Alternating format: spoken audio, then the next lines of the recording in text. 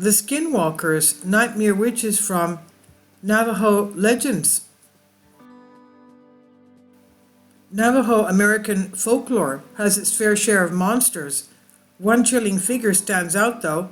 It's a being of pure malevolence with the ability to transform at will, and they're known as the Skinwalkers.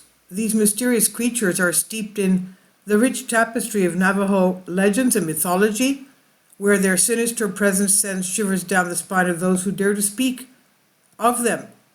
What makes them so terrifying? A look at their eerie abilities, their haunting appearances, the unsettled legends that surround them that will leave no doubts as to why people in the United States are still claiming to see these creatures even today. So what are skinwalkers? Skinwalkers are mysterious supernatural creatures rooted in traditional Navajo folklore. In a nutshell, they're malevolent witches with the ability to shapeshift. Can you imagine? Among other abilities, in particular, they're known for their ability to don the skins of animals and other humans, hence their name, and adopt their forms. This transformation is not perfect, though.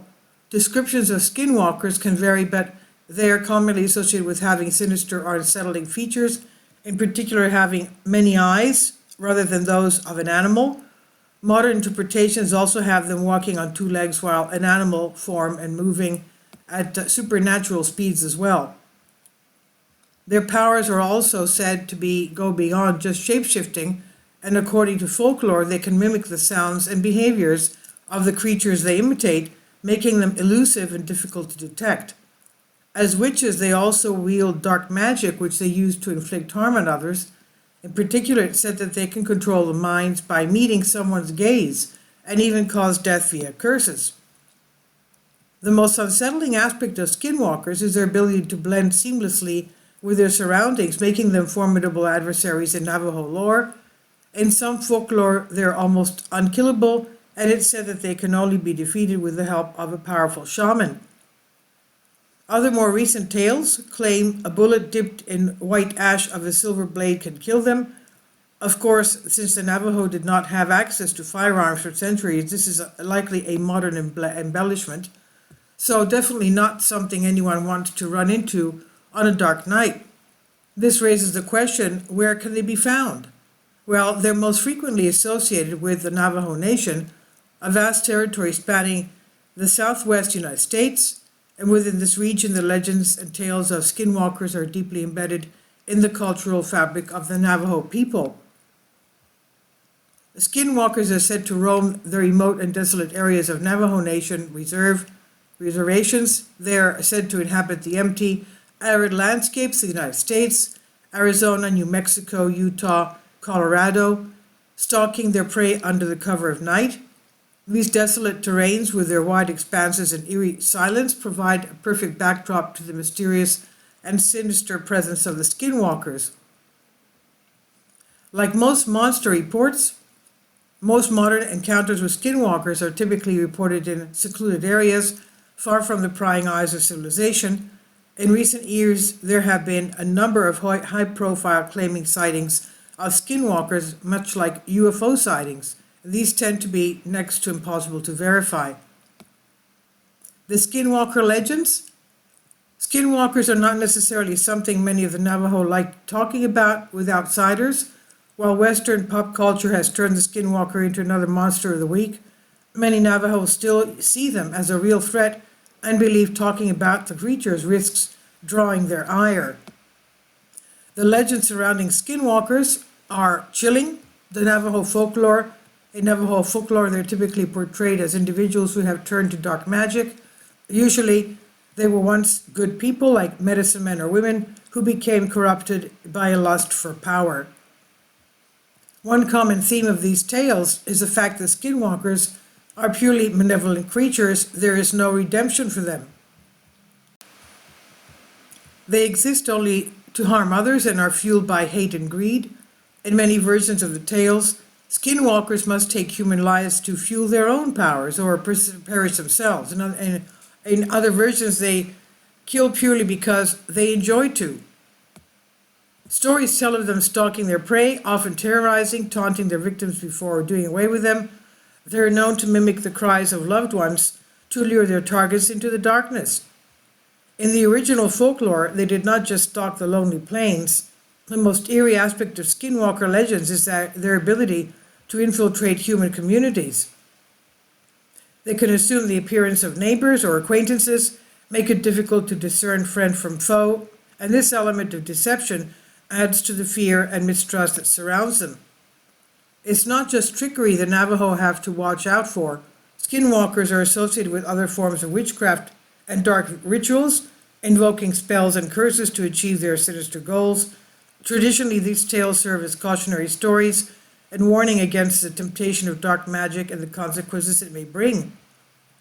These chilling legends persist to this day, passed down through generations of Navajo people. While some may dismiss them as mere superstitions, the fear and respect they command within the Navajo community demonstrate the enduring power of these terrifying beings in the realm of myth and folklore. Is this supernatural or is this something else? Social media sites are full of people claiming to have run into skinwalkers. While most of them are currently hoaxes, some are a little bit more convincing. There are plenty of people not from the Navajo Nation who believe in these shape-shifting monsters. As in the case with most creatures of legend and folklore, people have spent quite a bit of time giving alternative explanations to rationalize the legend surrounding the skinwalker. Isn't it more likely that these tales may have arisen from misinterpretations of unusual events and encounters in the remote Southwest landscape? For instance, sighting of a rare or unfamiliar animal in the region may have contributed to the belief in shape-shifting beings, and similarly strange behaviors exhibited by individuals suffering from mental illness or intoxication could have been misconstrued as the actions of skinwalkers. In the case of animals acting strangely, rabies has been used to explain their monster stories for a long time now. It's also likely that the fear of skinwalkers could have served as a means of social control within the Navajo community. And by attributing negative consequences or explaining events to these mythical creatures, individuals might have been discouraged from engaging in certain behaviors or straying too far from the safety of their communities. This is a practice that most cultures and religions have engaged in some point or another, and many still do it this day. The monster under the bed eats misbehaving children, etc. This being said, it's important to recognize that while these alternative explanations offer rational interpretations of skinwalker legends, they do not diminish the cultural significance and reverence that these tales hold within the Navajo community. Many of the Navajo take these stories seriously, and it's important to respect their beliefs. Skinwalkers are perhaps the most terrifying creatures to have come from Native American folklore, although arguably the Wendigo makes for strong competition.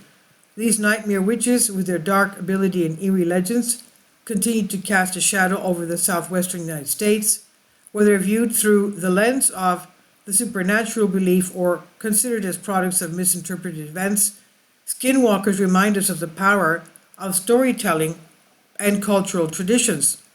In modern times, these creatures have been adopted to pop culture and have become ingrained in many an urban legend, while many choose to use them for entertainment purposes. The Navajo still believe, and whether we choose to embrace the supernatural or seek rational explanations, we should give this legend the respect it deserves. And who knows, all those videos on social media can't be fake, right? And this by Robbie Mitchell on Historic Mysteries. Please leave your comments, and thank you for your support. Support my Patreon account. The daily posts are 5 videos daily, and they are totally different from what I have on my YouTube channel. Thank you so much for your support and that you find all my content so interesting. You'll find the Patreon account details in the description box below.